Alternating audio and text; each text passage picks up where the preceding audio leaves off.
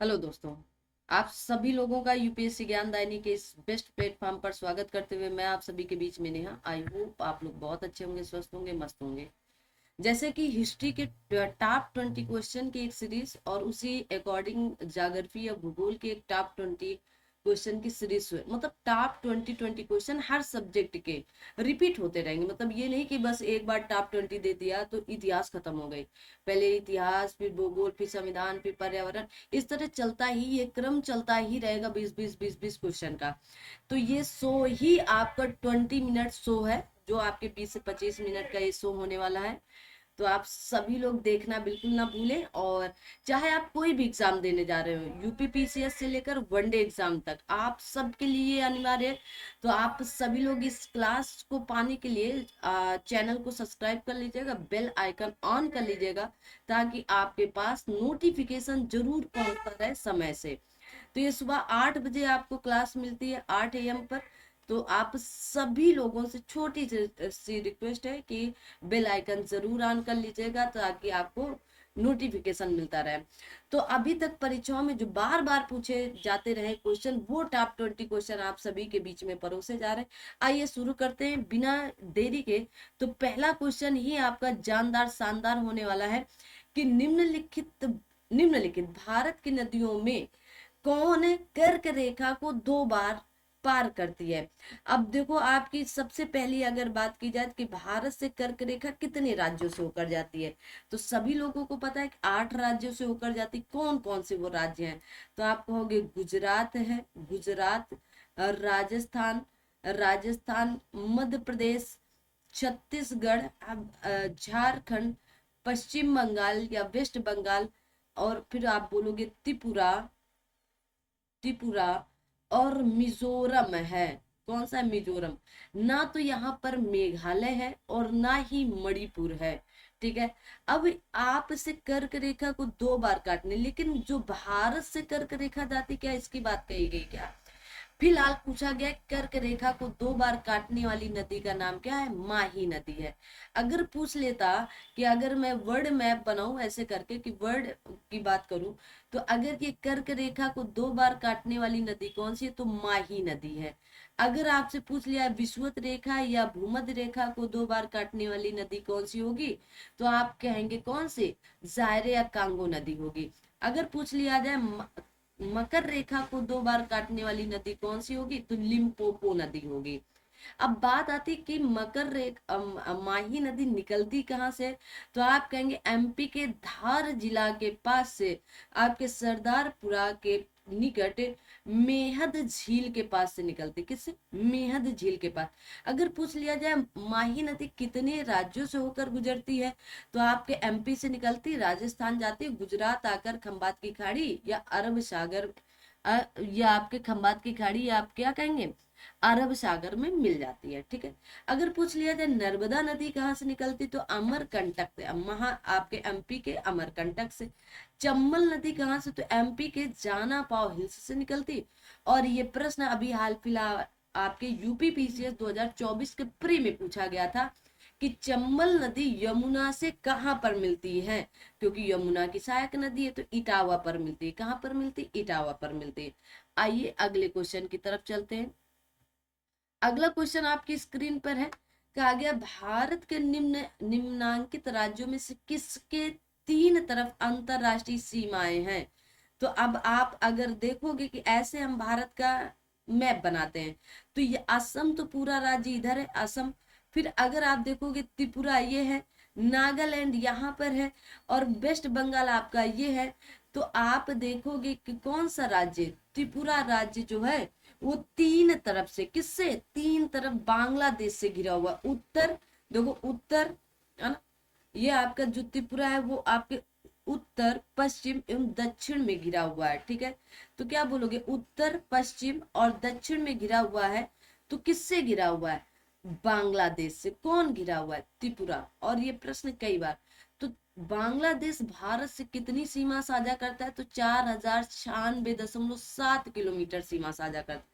किन किन राज्यों से सीमा साझा करता है? तो उनमें से आपका असम है, त्रिपुरा है, मिजोरम है, मेघालय है, वेस्ट बंगाल है। सबसे ज्यादा अगर सीमा पूछ लिया जाए तो 2217 किलोमीटर की सीमा सिर्फ और सिर्फ आपके मेघालय राज्य से वेस्ट बंगाल राज्य से सीमा साझा करता है। कौन? बांग्लादेश। आगे आते हैं। आगे कहा गया कुमायूं हिमालय की बात पूछी गई है। कुमायूं हिमालय निम्नलिखित में से किन नदियों के बीच स्थित है? तो कुमायूं हिमालय की जब बात पूछी गई है तो आप देखेंगे कि भारत में आपके चार हिमालय, एक तो आपका पंजाब हिमालय, एक आपका कुमायूं हिमालय, एक आपका नेपाल हिमालय और एक आपका असम हिमालय पाया जाता है। अगर पंजाब हिमालय की बात की जाए तो ये आपके सिंधु नदी से लेकर सतलज नदी के बीच में, मैंने इसलिए मैप बनाया है। कुमायूं हिमालय की बात की जाए तो काली और तिस्ता के सतलज और काली के बीच में। तो आप क्या बोलोगे? सतलज और काली के बीच में Kumaon Himalaya. Option number C is right answer. फिर अगर पूछ लिया जाए नेपाल हिमालय तो काली और तिस्ता के बीच में नेपाल हिमालय है। और फिर असम हिमालय तो आप कहेंगे कि आपके तिस्ता और ब्रह्मपुत्र के बीच में क्या है? तो आप कहेंगे असम हिमालय। मैंने लिख भी दिया, तिस्ता और ब्रह्मपुत्र के बीच में असम हिमालय, सिंधु और सतलज के बीच में पंजाब हिमालय, और काली और तिस्ता के बीच में नेपाल हिमालय, ये नीचे भी लिखा है, और सतलज और काली के बीच में कुमायूं हिमालय है। तो ये हिमालय आपको याद करके रखना है, क्योंकि ये हिमालयों से बार बार क्वेश्चन पूछे जाते रहे, तो आप सभी लोगों को याद करके रखना है। ठीक है, याद करके रखोगे क्या? याद कर लीजिएगा। आगे आता है कि निम्नलिखित में से कौन सा युग्म सही सुमेलित नहीं है? गढ़जात पहाड़ियां उड़ीसा की हैं, काग्या मांडो पहाड़ियां महाराष्ट्र की हैं, नल्लामलाई पहाड़ियां आंध्र प्रदेश की हैं, सेवराय पहाड़ियां तमिलनाडु की हैं। अब आपको बताना है कौन सी पहाड़ी सुमेलित नहीं है। जल्दी से बताएंगे आप सभी लोग। क्या आप सभी लोगों को पता है कौन सी पहाड़ी सही सुमेलित नहीं है? तो आप कहेंगे जो आपकी मांडो पहाड़ियां हैं वो आपकी मध्य प्रदेश की हैं। कहाँ की? एमपी राज्य की हैं। कहाँ की? एमपी। तो option number B is right answer. मतलब आपका बी सही सुमेलित नहीं है, बाकी सारी सही सुमेलित है। लिख लीजिएगा ना। अगर आपसे कुछ और, जैसे आपसे पूछ लिया जाए गारो पहाड़ियां, कमेंट करना है आपको। गारो पहाड़ियां, आगे पहाड़ियां लिख लेना। मिरी पहाड़ियां कहाँ पर होंगी ये आपको बताना है। डालमा पहाड़ियां कमेंट करते चलो। डालमा पहाड़ियां आपकी कहाँ पाई जाएंगी आपको ये बताना है। अगर आपसे पूछ लिया जाए, ठीक है, तो कौन सा? डालमा पहाड़ियां। तो डालमा पहाड़ियां कहाँ पर होगी? अगर आपसे कुल्ला मलाई पहाड़ी, अगर आपसे पूछ लिया जाए कुल्लाई मलाई पहाड़ी कहाँ पर होगी, तो आप ये भी बताएंगे कुल्लाई मलाई पहाड़ी कहाँ पर होगी। ठीक है, आगे आता है। अगला क्वेश्चन है, कमेंट जरूर करना है आपको। कहा गया अंडमान और निकोबार द्वीप समूह में सबसे अधिक ऊंचाई वाली चोटी कौन सी है? देखो, उत्तरी अंडमान, मध्य अंडमान, दक्षिणी अंडमान और फिर आता है लिटिल अंडमान, और इसके बीच में आता है 10 डिग्री चैनल। क्या आता है? 10 डिग्री चैनल। अगर आपसे 10 डिग्री चैनल के बारे में भी पूछ लिया जाए, फिर आप बोलोगे कार निकोबार, मध्य निकोबार और फिर आपका ग्रेट निकोबार। किसकी बात करते हो? ग्रेट निकोबार। आप देखेंगे कि आपके उत्तरी अंडमान में, कहां पर? उत्तरी अंडमान में एक पीक है जिसका नाम है सैंडल पीक। क्या नाम है? Sandal peak. तो सैंडल पीक पूरे अंडमान निकोबार द्वीप समूह की सबसे ऊंची चोटी मानी जाती। अगर केवल इतनी बात पूछी जाती कि माउंट थूलियर कहाँ की है, तो निकोबार की है। माउंट थूलियर कहाँ की है, तो केवल और केवल निकोबार की मानी जाती है। ठीक है, फिर अगर 10 डिग्री चैनल, तो अंडमान को निकोबार से या फिर लिटिल अंडमान को कार निकोबार से अलग करता है। इतनी बात समझ में आई है ना। 10 डिग्री चैनल अगर पूछ लिया जाए किससे, तो आप कहेंगे लिटिल अंडमान को कार निकोबार से अलग करती है। आगे आते हैं। आगे आपसे क्या पूछा गया? आगे आपसे पूछा गया कि निम्नलिखित में से कौन सी नदी भारतीय गंगा नदी बेसिन का हिस्सा नहीं है? पुनपुन नदी, अजय नदी, जालांगी नदी या जोक नदी। देखो, सबसे पहले अगर मैं बात करूं नदियों की, तो आप क्या बोलोगे कि गंगा नदी वास्तव में तो गंगा नहीं है, लेकिन आपकी भागीरथी और अलकनंदा के मिलने से बनी। किससे? भागीरथी और, तो ये आपकी अलकनंदा है और ये आपकी भागीरथी नदी है। यहाँ के मिलन स्थल पर बनता है देवप्रयाग। देवप्रयाग और भागीरथी के मुख्य धारा है जिसे गंगा नाम दिया गया। क्या? गंगा। गंगा कहाँ से निकलती? तो गंगोत्री ग्लेशियर से। कहाँ से? गंगोत्री ग्लेशियर। ये भारत की सबसे लंबी नदी है, 2525 किलोमीटर लंबी है। कितनी लंबी है? 2525 किलोमीटर लंबी है। ठीक है, आगे देखेंगे। तो अब आपसे जो प्रश्न पूछा गया है कि गंगा नदी बेसिन का कौन सा हिस्सा नहीं है, तो आपको बताना है। तो कौन सा हिस्सा नहीं होगा आप कमेंट करेंगे। आप बोलोगे जोंक नदी, ये किसका हिस्सा है? महानदी का। किसका? महानदी बेसिन का। महानदी बेसिन का हिस्सा है। ठीक है, महानदी बेसिन का हिस्सा है। अब आपसे पूछा जा सकता है कि पुनपुन नदी कहाँ पर भाई मिलती है? तो पुनपुन नदी झारखंड झारखंड झारखंड और बिहार में आकर मिलती है। अगर पूछ लिया जाए अजय नदी का प्रवाह, तो बिहार बिहार झारखंड झारखंड और आपके वेस्ट बंगाल में मिलती है। कहाँ पर? वेस्ट बंगाल। जालांगी नदी अगर पूछ लिया जाए कहाँ पर, तो वेस्ट बंगाल में आती है। कहाँ पर? वेस्ट बंगाल में गंगा से मिलती है। जोक नदी किसकी? तो आप कहेंगे महानदी बेसिन। जो हमारी गंगा नदी बहते हुए बांग्लादेश में पहुंचती है। कहाँ पर? बांग्लादेश में। तो इसे किस नाम से जाना जाता है? तो आप कहेंगे पद्मा नाम से जाना जाता है। किस नाम से? पद्मा नाम से इसे जाना जाता है। ठीक है, अगर मैं पूछूं कि विश्व का सबसे बड़ा डेल्टा कौन सा और किन दो नदियों के मिलने से बनता है, तो आप सभी लोग एक बार कमेंट करके कमेंट करेंगे ना। कभी भी क्लास लेने बैठो तो फुर्सत नहीं होती ना, कहीं कूड़ा वाला कहीं कबाड़ वाला है, कुछ ना कुछ आते जाते ही रहेंगे। खैर, उनका भी अपना दिनचर्या है और अपना भी एक दिनचर्या है, तो किसी पर कोई प्रश्न चिन्ह उठाया नहीं जा सकता है। ठीक है, आ जाओ भाई। ब्रह्मपुत्र नदी का बहाव क्षेत्र है, तो हमसे पूछा गया जो तिब्बत के मानसरोवर झील के पास चेमा युंगडुंग ग्लेशियर से निकलते हुए भारत में आती है, तो इसे तिब्बत में सांगपो सांगपो सांगपो नाम से जाना जाता है। किससे? तो आप क्या बोलोगे? इसे तिब्बत में किस नाम से? तो आप कहेंगे सांगपो नाम से जाना जाता है। ठीक है, इतनी बात याद रखोगे। अगर पूछ लिया जाए तिब्बत में किस नाम से जाना जाता है, तो आप क्या बोलोगे? सांगपो नाम से जाना जाता है। ठीक है ना। आगे आ जाओ भाई। अब देखो, तो तिब्बत से फिर भारत में प्रवेश करती है और फिर आपके बांग्लादेश में होकर जाती है ना। तो अगर पूछ लिया जाए कि अगर भारत की सबसे लंबी नदी, तो मैंने बताया गंगा है, लेकिन ब्रह्मपुत्र नदी की लंबाई भी तो 2900 किलोमीटर है।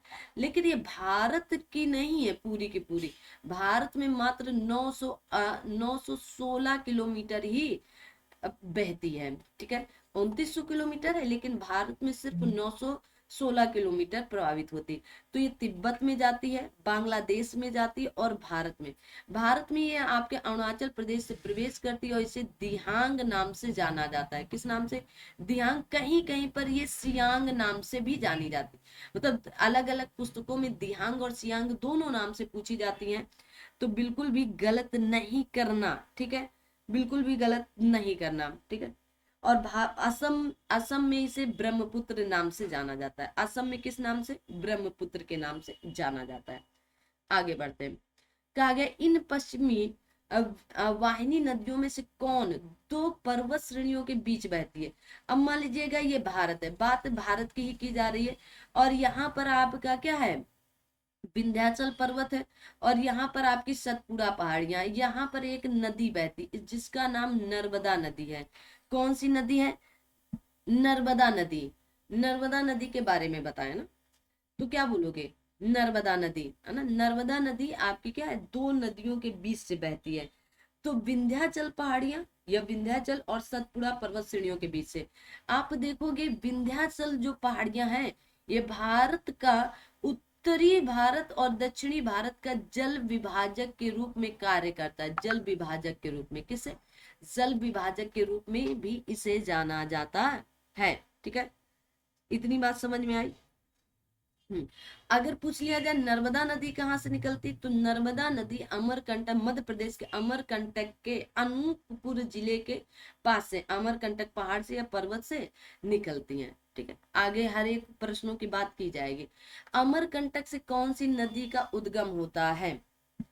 अमरकंटक से कौन सी नदी का उद्गम होता है?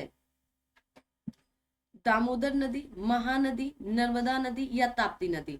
अगर मैं बात करूं कि अमरकंटक की पहाड़ियों से कौन सी नदी का उद्गम होता है, तो एक तो नर्मदा नदी ही है आपकी, एक आपकी होती है सोन नदी। कौन सी नदी? सोन नदी। और एक आपकी होती है जोहिला नदी। कौन सी? जोहिला नदी, याद रखना। ठीक है, ये तीन नदियां अमरकंटक की पर्वत से, अमरकंटक पहाड़ियों से निकलती हैं। ठीक है, तो नर्मदा नदी जो आपकी दो पहाड़ों के बीच में है। अगर कभी कभी प्रश्न बनता है सतपुड़ा पहाड़ी को लेकर के, या पहाड़ या पर्वत कि दो नदियों के बीच में कौन सा पहाड़ है, तो आप कहेंगे नर्मदा और ताप्ती के बीच में। नर्मदा और ताप्ती के बीच में कौन सा? सतपुड़ा पहाड़ है, यह सतपुड़ा पर्वत चोटी है। ठीक है, यह सतपुड़ा है। ठीक है, ये भी प्रश्न आपसे पूछा जाता है। ठीक है, ठीक है, आ दो भाई, आगे बढ़ते हैं। अगला प्रश्न कहा गया, निम्नलिखित में से कौन एक कृष्णा नदी की सहायक नदी नहीं है? भीमा, डान, तेल, तुंगभद्रा। अब बता दोगे कि इनमें से कौन सी सहायक नदी नहीं है, ये पूछा गया है आपसे, कई बार ये प्रश्न आ चुका है। अब बताओगे कौन सी नहीं है, जल्दी से। अगर पूछ लिया जाए कृष्णा नदी कहाँ से निकलती है, नदी कहाँ से निकलती है, क्या बोलोगे? कहाँ से निकलती है? तो आप कहेंगे महाराष्ट्र में। महाराष्ट्र के महाराष्ट्र के महाबलेश्वर, महाबलेश्वर के पास पश्चिमी घाट से निकलती। कहाँ से? पश्चिमी घाट से निकलती है। ठीक है, ठीक है, आ जाओ। अब इनकी कृष्णा नदी की प्रमुख सहायक नदियों के नाम बताएं। कृष्णा प्रमुख सहायक नदी, सहायक नदी याद है क्या कुछ? तो सबसे पहले तो आती है भीमा ही आती है, फिर आप कहेंगे तुंगभद्रा भी आती है, घाट प्रभा भी आती है, घाट प्रभा भी आती है, माल प्रभा भी आती है। कौन सी? माल प्रभा भी आती है। एक मूसी आती है। कौन सी? मूसी आती है ना। तुंगभद्रा भी बता ही दिया मैंने। डान भी आती है। कौन सी? डान। लेकिन तेल नदी सहायक नदी नहीं है। ठीक है, तो फिर तेल नदी किसकी सहायक नदी है? आप कहेंगे महानदी के। महानदी की प्रमुख सहायक नदियों के नाम बताएं। महानदी की, तो महानदी की तेल हो गई, है ना। तेल के साथ साथ आप देख लिख लेना, एक आपकी शिवनाथ होती है। कौन सी होती है? शिवनाथ होती है। एक तेल हो गई, है ना। एक आपकी खूब पूछी जाती है हंसदेव। कौन सी? हंसदेव। एक मांड पूछी जाती है आपसे। कौन सी? मांड पूछी जाती है। तेल तो बता ही दिया। एक जोंक पूछी जाती। कौन सी? जोंक पूछी जाती है। और एक आप ओंग लिख लेंगे, ओंग, है ना, ओंग।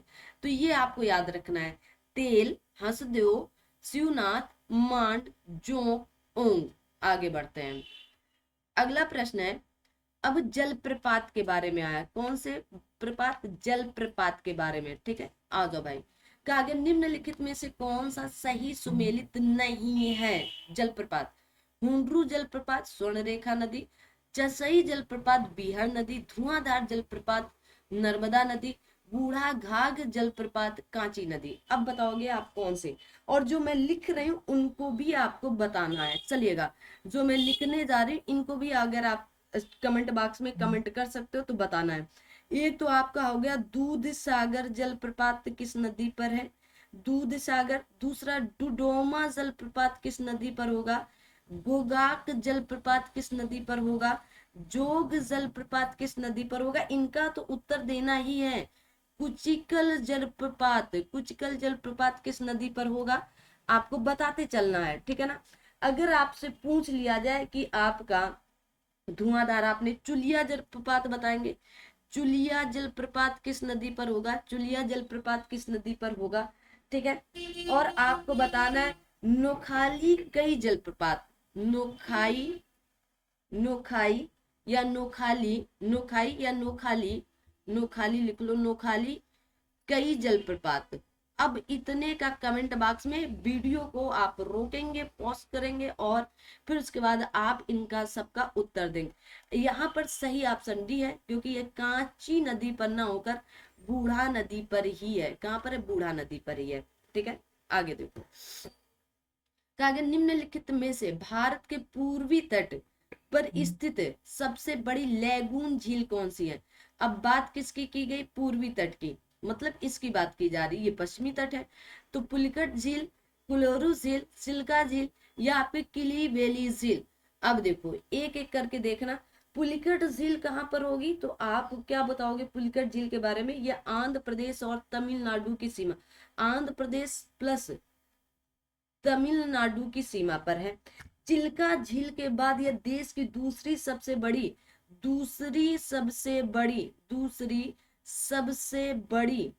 लिख लो, बड़ी खारे या लैगून झील लिख सकते हो। लैगून झील है, क्या? लैगून झील है। ठीक है, और यहाँ पर option number C is right answer, Chilka झील। यह पूर्वी तट पर स्थित भारत की सबसे बड़ी लैगून झील, जो उड़ीसा में स्थित। कहाँ पर पूछ लिया जाए तो उड़ीसा राज्य में स्थित है। ठीक है, उड़ीसा में। अगर पूछ लिया जाए कुलेरू झील कहाँ पर होगी, तो ये पूर्णतया मीठे पानी की झील है। कैसी झील है?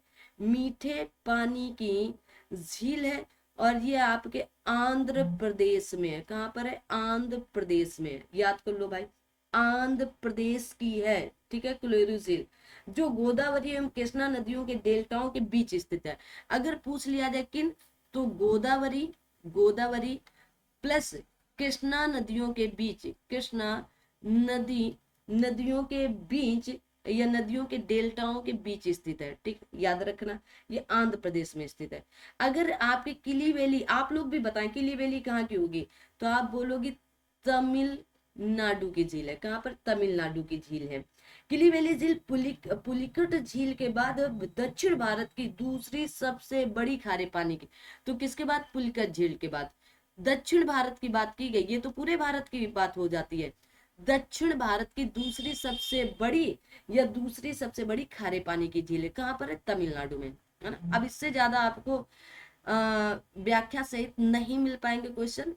आप डिटेल के साथ क्लास को अगर शेयर नहीं किए हैं तो सभी लोग शेयर जरूर कर देंगे, सेशन को लाइक वगैरह कर दीजिएगा, और चैनल को सब्सक्राइब करके आप बेल आइकन जरूर ऑन कर लीजिएगा ना, इससे आपको नोटिफिकेशन टाइम से मिलता रहेगा। कागे निम्नलिखित में से किसको रहस्यमयी झील कहा जाता है?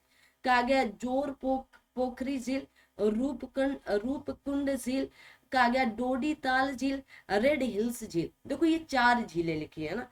एक तो आप बता दोगे कि रूपकुंड झील को नाम से ही पता चल रहा है, जिनका रूप होगा बदलता रहता है ना, तो वो क्या होंगे? रहस्यमयी होंगे। कैसी होंगे? रहस्यमयी झील है।